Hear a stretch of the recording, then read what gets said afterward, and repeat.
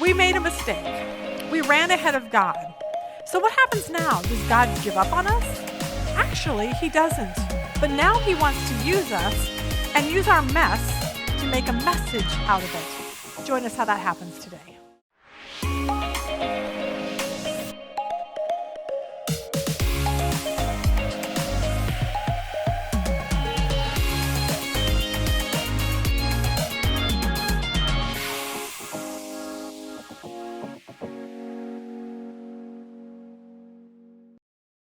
All right, good morning. Welcome to our Women's Bible Study. Very happy you are with us today. We are working through a series in the book of Genesis. We are now on Genesis lesson 34. So let's start here. At a Christian school, some children were lined up in the cafeteria for lunch. And at the very beginning of the food line, there was a large pile of red, delicious apples. Near the apples, a teacher had posted a note reading this: "Take only one, God is watching." Further down the line, at the other end, was a large pile of chocolate chip cookies. Near the cookies was another note written by one of the students: "Take all the cookies you want because God is watching the apples." Okay. Oh, that just makes me want to go home and make Nestle's Toll House chocolate chip cookies. Okay, sorry. So that's kind of, so anyway, the point to that is it's cute, but here's what you need to know is God sees the chocolate chip cookies and the apples. He sees everything, okay? He sees the good and he sees the bad, and no matter how bad it is, he still sees it. God is watching, and we need to be reminded that he always has a plan. Here's what I want you to remember no matter what we do in life. He is the greatest chess player in the universe. He just is. Now, last week we saw a life-changing, life-altering event in the life of Abraham and Sarah. It's something they actually brought on themselves. They got tired of waiting on God. I think we all get that, okay? We get tired of waiting for someone to marry, so we marry the wrong person. We get tired of waiting for the job, so we take the wrong job. We get tired of just waiting, and it just ends up bad. But we need to understand the consequences of what happens when we move forward without God. But here's what I want to really make us understand today, is that even when we do goofy stuff, just like Abraham and Sarah did, God can still use us. And that's really important for people to know, because so many people think like, well, God can't use me because I did this in my past. I got 5 divorces. I had 10 abortions. God will never use me. That's not true. That's absolutely not true. He never throws up his hands and is like, I'm just done with you. He doesn't do that. Instead, he makes a message out of our messes. He just does. So, what happened last week was Abraham knows that God promises him to build this nation through children. But like we talked about, God never speaks of Sarah having a baby, only that the child will come from Abraham. So she's tired. She comes up with this not-so-great plan. She's going to give Abraham her Egyptian-maid Hagar so that they could have a baby through her. The plan was that he would sleep with Hagar, have a baby. The baby would come to Sarah and Abraham, and they would raise the baby. Super nice in theory, right? Okay. In reality, that's not a good plan, because we know human nature really well, and it's shown right here. Look at verse 1, chapter 16. Now Sarah, Abram's wife, had borne him no children, but she had an Egyptian maidservant named Hagar. So she said to Abram, "The Lord has kept me from having children. Go sleep with my maidservant. Perhaps I can build a family through her." Abram agreed to do what Sarah said. So after Abram had been living in Canaan 10 years, Sarah his wife, took her Egyptian maidservant Hagar and gave her to her husband to be his wife. He slept with Hagar, and she conceived. This is where our human nature comes in. When she knew she was pregnant, she began to despise her mistress. We talked about this in the last lesson. You can just imagine the scene. Hagar's taunting Sarah. I'm young, you're old, you can't have a baby, I can. You can't tell me what to do anymore since I'm pregnant with your husband's child. Too bad, Sarah, too sad for you. But then Sarah says, Sarah said to Abram, "You're responsible for this wrong I'm suffering." We talked about that last week. "I put my servant in your arms, and now that she knows she's pregnant, she despises me. May the Lord judge between you and me." Abram seems really wimpy here. I don't know what this is all about with him. "Your servant is in your hands," Abram said. "Do with her whatever you think best." Then Sarah mistreated Hagar, so she fled her. I'm like, are you joking? Like, Abraham's going to tell his wife that it's okay? And I thought, here you go. Have Sarah, who started all this madness, is now mistreating the woman she asked to sleep with her husband. Hagar's like, hello, like, you asked me to do this. This is not on my, like, bucket list, okay? I was fine working for you until you said I needed to have sex with your 85-year-old husband, all right? That's just bad on, like we said, a whole bunch of levels, all right? But Sarah was relentless. And maybe she worked her harder and lorded it over her, and Hagar's throwing up with morning sickness and whatever. And now her husband gives her the blessing. Yeah, go ahead and be mean to her. That's fine. You're like, what is wrong with these people? But whatever, Hagar says, I'm all done. I'm out of here. She's like, I'm running away. Now, I want you to imagine this. Imagine a young pregnant girl thinks it's better to run away and risk dying in the wilderness than to stay with Sarah and Abraham. This just shows you the humanness of man, especially people that we're taught that are so godly. Like, think about Abraham. He's the father of faith. Like, that's just who he is. Everyone loves Abraham. We're supposed to revere that, he is who he is. And then you read something like this and you're like, that doesn't sound right. But it's a reminder that we are all human and we can do stupid stuff. And he and his wife did some really dumb stuff. We saw it with King David. King David, a man after God's own heart. He has an affair with Bathsheba and, basically murdered her husband. What? Moses, disobeys God, strikes the rock, and God's like, what's wrong with you? Noah gets naked and drunk, all right? They're just like us. Or we're just like them. We're people, and sometimes we blow it, and sometimes we blow it big time. But the greatest news of everything is that God works around that. And he worked around them, and he does the exact same for you and I. Just because we do something really dumb doesn't mean God still can't use us. I always think of Peter. He's like this shining example for us with this. It's like, oh, Jesus, I will always follow you. And Jesus is like, yeah, let's do 3 times. Trust me, okay? You will deny me before you hear that. And he's like, no way, no way. And then, of course, that happens. But God used Peter still in a mighty way to start the early church. So just know that if you've done something dumb, don't think like God can't use you, because that's just not true. Verse 7. The angel of the Lord found Hagar near a spring in the desert. We talked last week about the angel of the Lord being Jesus himself, steps out of heaven to come down to help this young Egyptian slave girl. From who? From a sex slave trafficking person? No, from this power couple, Abraham and Sarah, who were supposed to be godly and not acting godly at all. But Hagar knew something by being in their home. She knew about Abraham's God. And she understood he was supposedly the true God.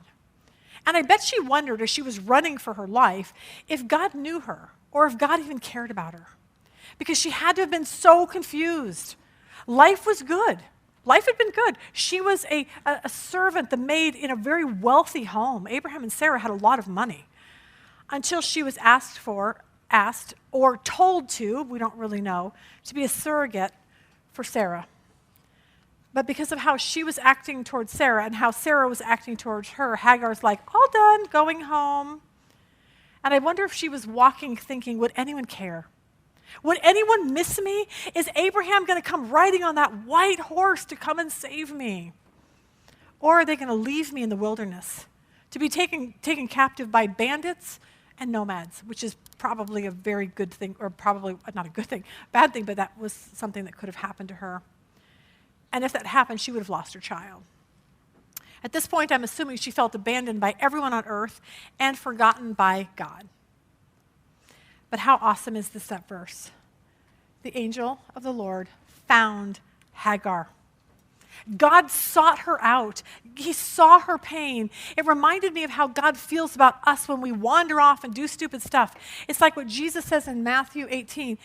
He says, what do you think if a man owns 100 sheep and one of them wanders away?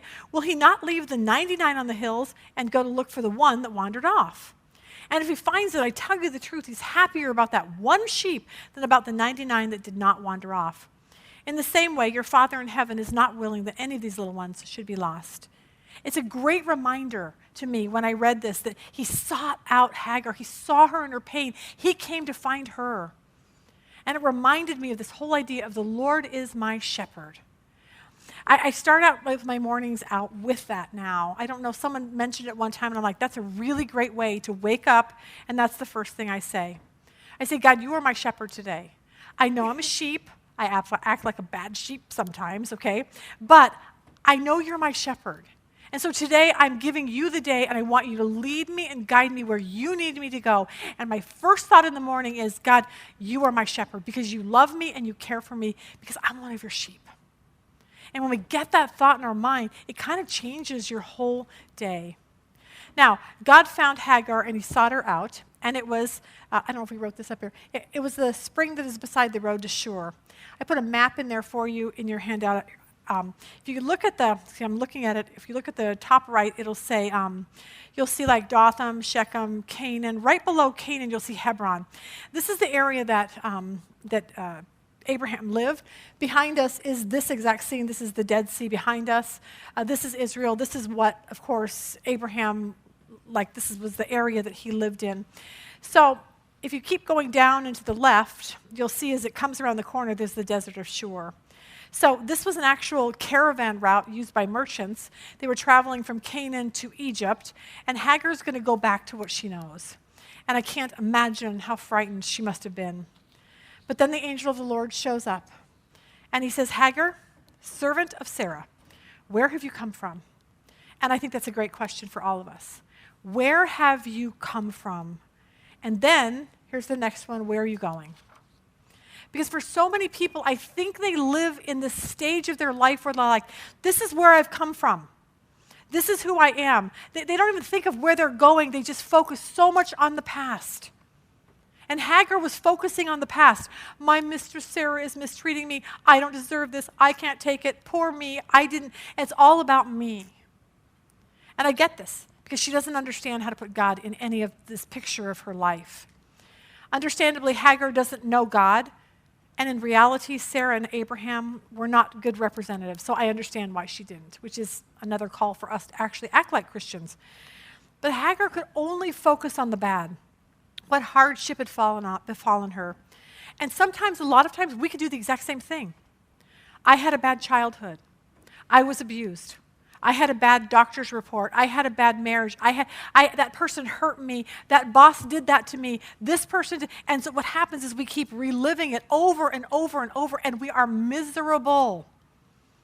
Instead of adding God into that and looking towards the future. Instead of saying, all right, God, that happened in my past, but I'm at a new place. So how can you use me right where I'm at? Because as followers of Jesus, we can look at our past one of two ways. One of it is probably how Hagar's looking at it, like, my life is just a series of random events. This bad thing just happened to me. I don't understand it. It isn't fair. I didn't ask for this. Like, think about this with Hagar. She's like, I was fine in Egypt. It was so random that Abraham and Sarah show up, and now I'm their maid, and I have to go back with them to this weird land, and I'm hauled away. Like, what is that? It's just random events. And we can look at our life like that, or we can look at it like this, a spirit-led training course. I like that. Here's what you need to know in this training course of life. God is not shocked at what happened in your past. Now he wants to use that to point others to him. He doesn't want us to stare at our past. He wants us to glance at our past and then say, you know what? How can I use my past for Jesus? Chuck Colson is a great example of this. For some of you, if you're younger, you're going to be like, who's Watergate? Who's Nixon? Okay. Well, we did have a president by the name of Richard Nixon, all right? But Chuck Colson was the aide to Richard Nixon, and he was sent to prison for Watergate, the Watergate scandal. But think about the events that led up to that. Chuck Colson gets into politics. Was that a random event? I don't know. Maybe God was leading him into politics. He became one of Nixon's closest aides. Random? Or did God lead him? He got caught up in this scandal. He does stupid stuff. He goes to prison. Okay, was all of this just random events? Did Chuck Colson go, poor me, that's not fair, I should never have done that, Nixon's fault? He doesn't do that. Instead, you know what Chuck Colson did? He said, this is a God-ordained event. Look at this. As a result of his experience as a convicted felon, Colson founded Prison Fellowship, now the world's largest Christian outreach to prisoners and their families. Prison Fellowship has more than 50,000 volunteers working in hundreds of prisons in 88 countries around the world. A ministry that has blessed millions of people got started 25 years ago because Charles Colson committed a crime. God's eternal purposes for that man included even the sin that sent him to prison. And it's so weird. I see this, and this is the hardest part for me to understand about God and the Bible, is that the same thing is happening to Hagar, but I'll explain that in a second.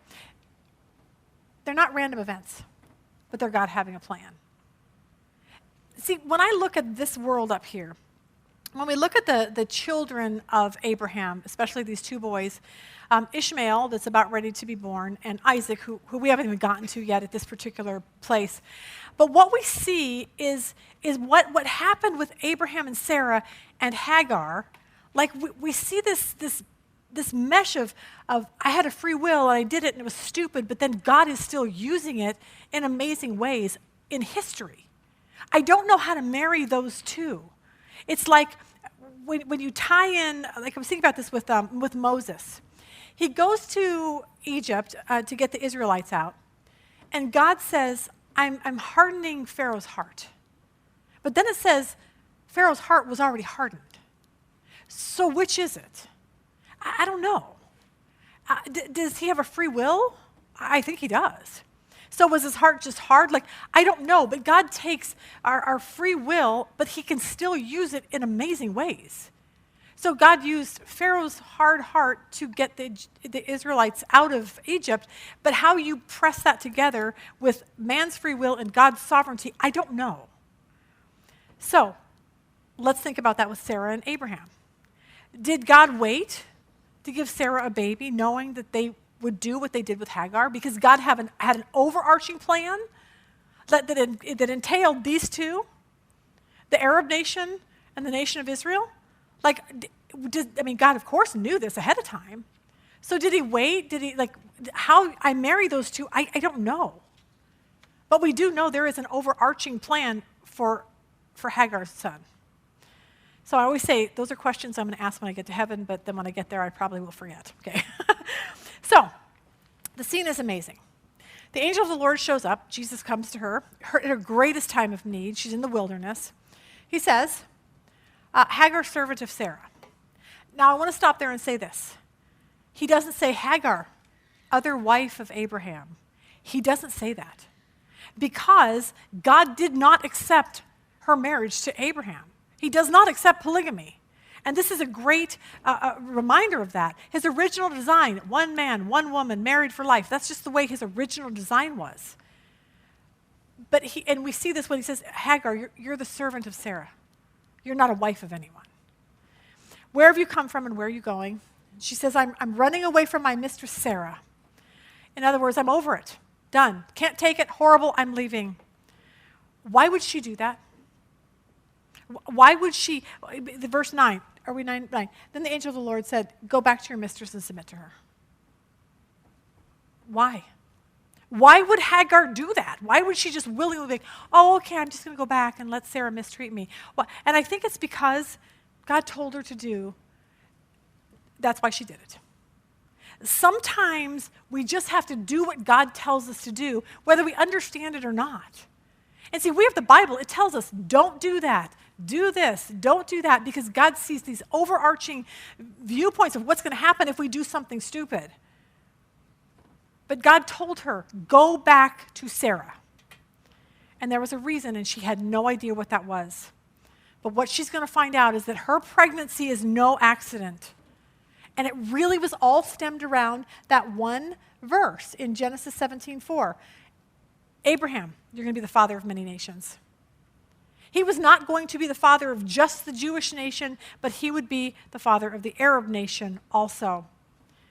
So the angel of the Lord explains to her, you have to go home and have this baby in Abraham's house because it's all wrapped up in this promise that I made him all the way back 10 years ago. Well, even more than that. So he goes on to say in verse 10, he says, the angel added, I will so increase your descendants that they will be too numerous to count. it's interesting, if you look at Islam today, there's 1.8 billion people following Islam. Muslims, Arabs, like we're talking like so many descendants of Ishmael, it's ridiculous. And God says all the way back in verse 10, I will increase your descendants so they will be too numerous to count. Like if you really think that through, this is why I believe the Bible. This is why I believe every word the Bible says, because I'm like, God has told us all the way back in Genesis how our world is going to play out into the end. Verse 11, is that up there? The angel of the Lord also said to her, you are now with child, and you will have a son. You shall name him Ishmael, for the Lord has heard your misery. In other words, I know you're miserable, Hagar. I totally get this, but I really honestly have a plan. And this is just a reminder to us that there are just some things in our life that we don't understand. For her, this was really difficult. For you, it could be the loss, the heartbreak, the hurt, the abuse, whatever it is. You can actually stop and trust God that he had a plan in it all, and he still wants to use it. But you got to wait on him sometimes to let him bring that plan to fruition. We have to get to the point of stop thinking about us over here and start thinking about him and saying, God, what do you want to do with what happened in my life? How can I be of service to you? How can I help someone else with what I have gone through? Because at this point, Hagar could have said, absolutely not. I am not going back to Sarah. I'm going home. But she listened, because this was some really amazing news. She wasn't just some poor Egyptian slave. God had his eye on her all along. Nothing was random in any of this.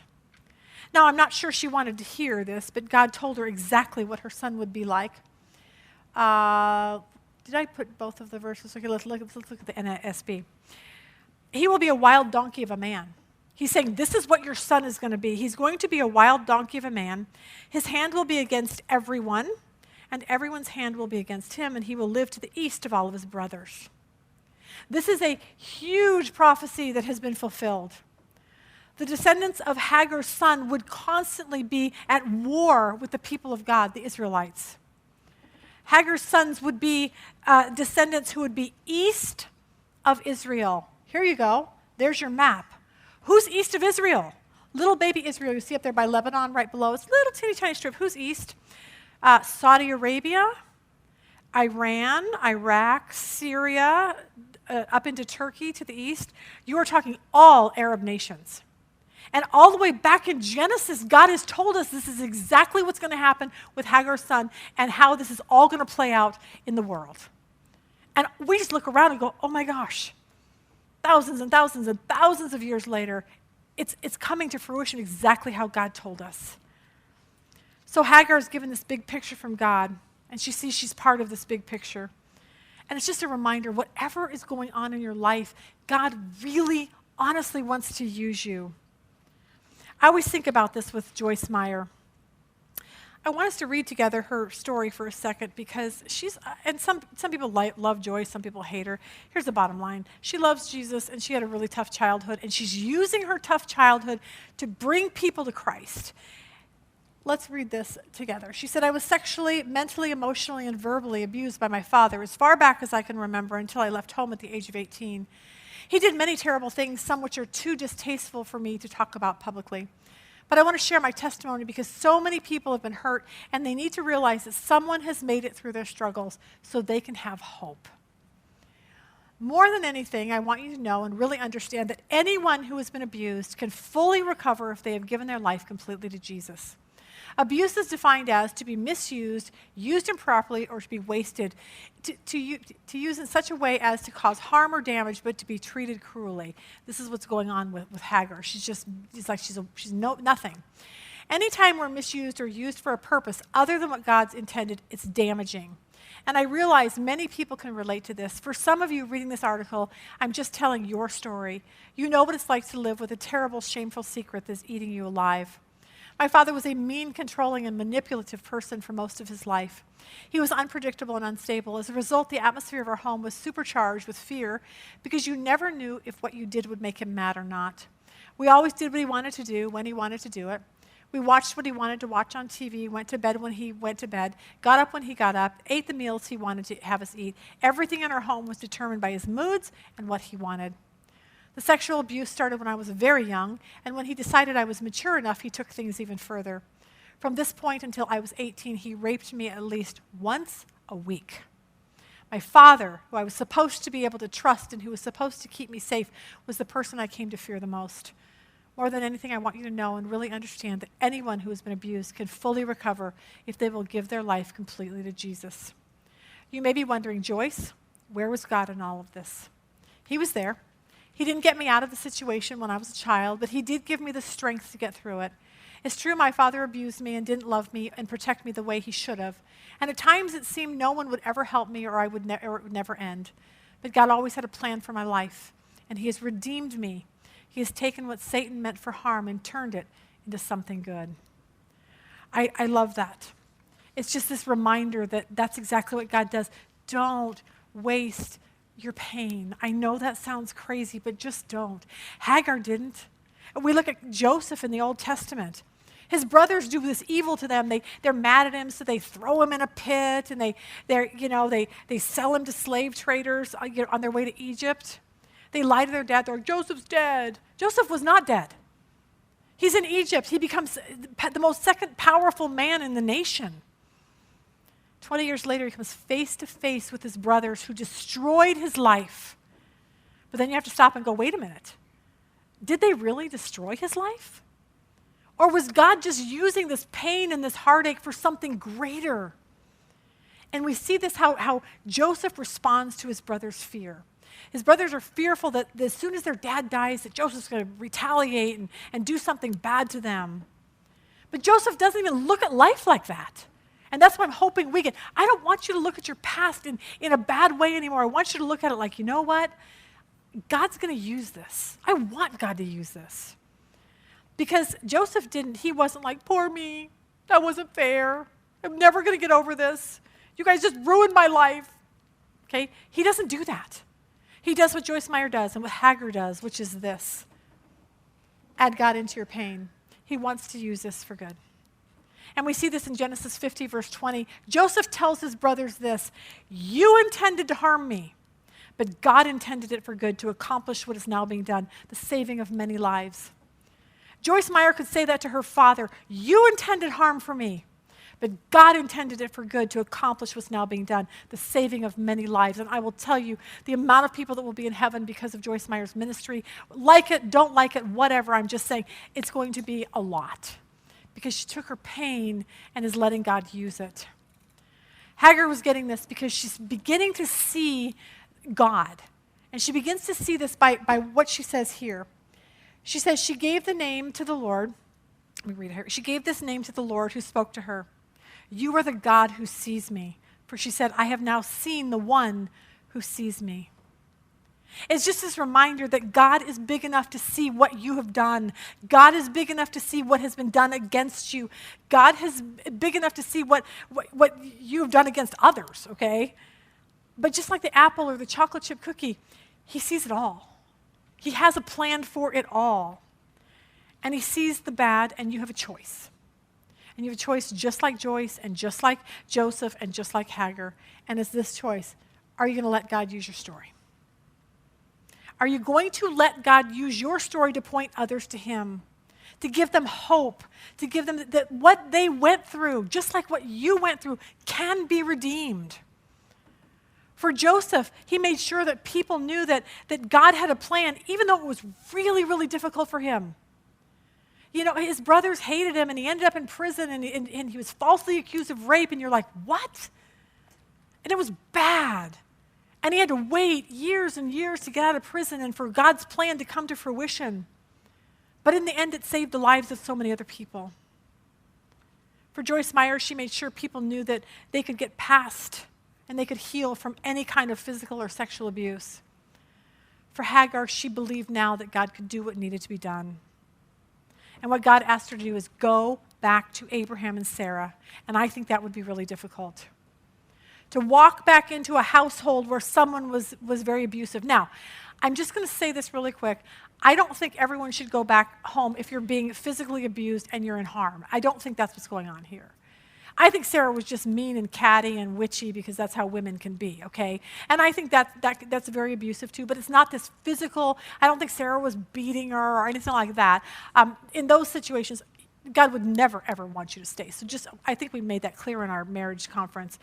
But God was asking her to go back and just love God through Sarah's meh, meh, meh, meh, whatever she was saying to her. And the reason I think she could do that is because he had found her. He had seen her pain, and he had a plan for her life.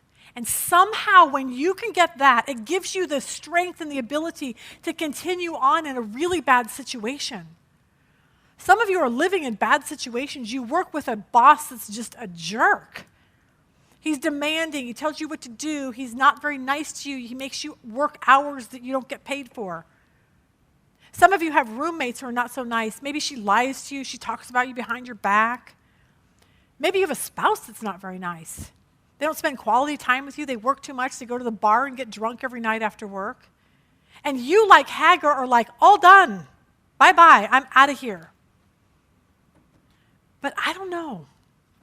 Maybe God wants you, like Hagar, to just go back, to be kind, to show them the love of Jesus. And I can't stress this enough. I'm not talking about abuse. I'm just talking with, that person talked bad about me.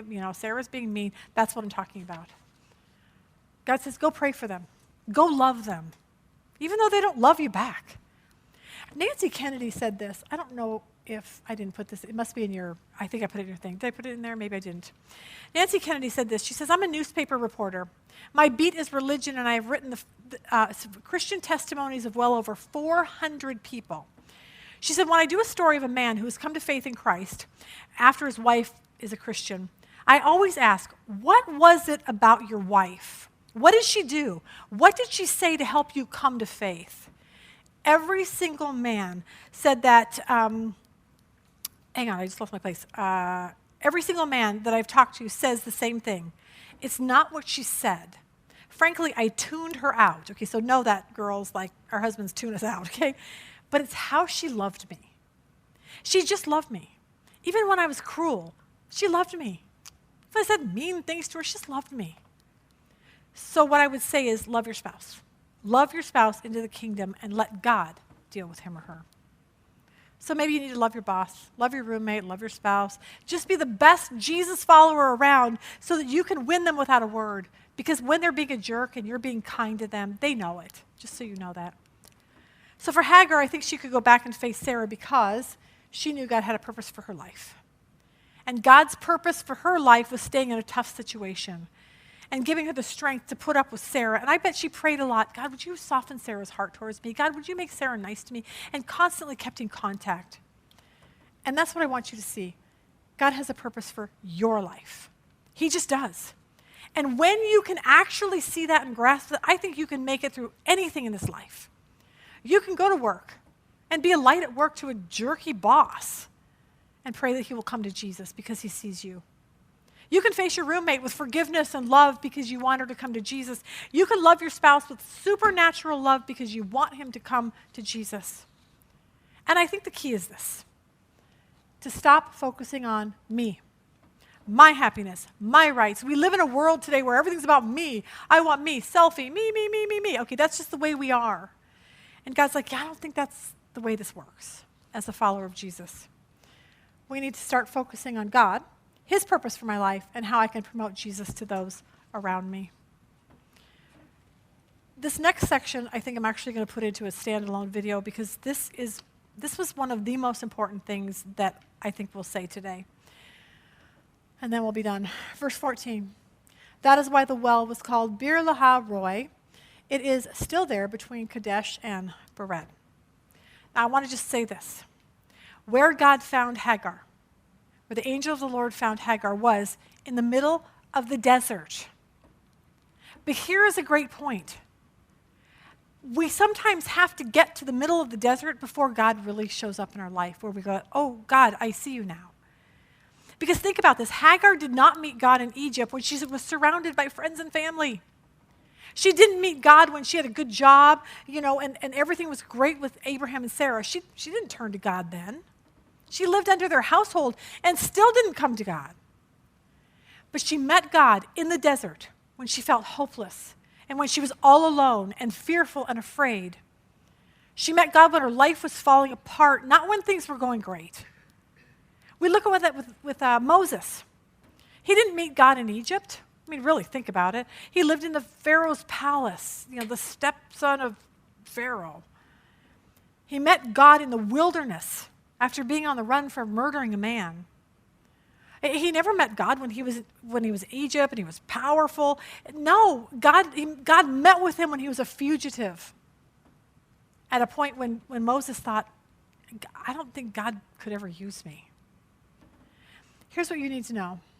Sometimes your surest place to find God is in the unsurest season of your life. Some of you are in an unsure season of your life. And that's when you have the choice to turn to him or to turn away from him and let him use you or run from him. Those are your options.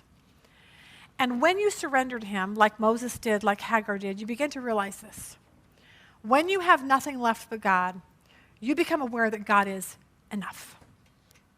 And apparently he was enough to Hagar, because Hagar went back knowing she would have a son that God had a purpose for, that God would build an entire nation for.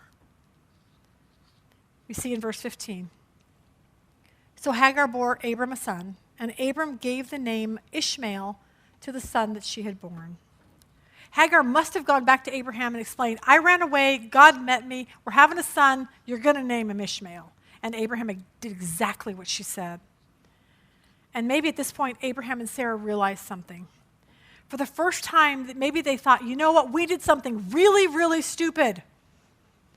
We did something so dumb to give Hagar to you, Abe, to even to go have sex with her, to conceive a child. That was really dumb. But maybe now, when they heard Hagar's story, that God had a plan, and he had a plan for this son, maybe now they were understanding this, that he could make a message out of their mess. And I think that's a great lesson for all of us. Whatever you have done in your past, whatever someone has done to hurt you, God sees you just like he sees Hagar. And he has a purpose for your life just like he had for her life and her son's life. And the weird thing is that, our last verse, Abram was 86 years old when Hagar gave him a son, Ishmael. That's kind of old to have a baby, but he's going to get older, okay? The next lesson that we normally do here, it will be online. I videotaped that one at home to see if we could actually do it. The answer is yes. So in a couple weeks, just look for that. This is lesson 34. Do 35 on your own, and then we will come back August 17th, and we will all be back together again over here. So, all right, that's the bottom line. Let God make a message out of your mess, or a mess that someone did to you. So, okay? All right. Father, thank you for your word. Thank you for this story. Thank you, God, that we can take our past and you want to use us, and we're so grateful for that you can really honestly make a message out of the mess of our lives. Help us to do that. Help us not to sit back and go, oh, no, God can never use me. No, no, no. Show people here that are listening or here today that you want to use them, and open doors so that their stories can be told to others, so that people can come to Jesus. Thank you for all you did. In Jesus' name, amen. See you next time.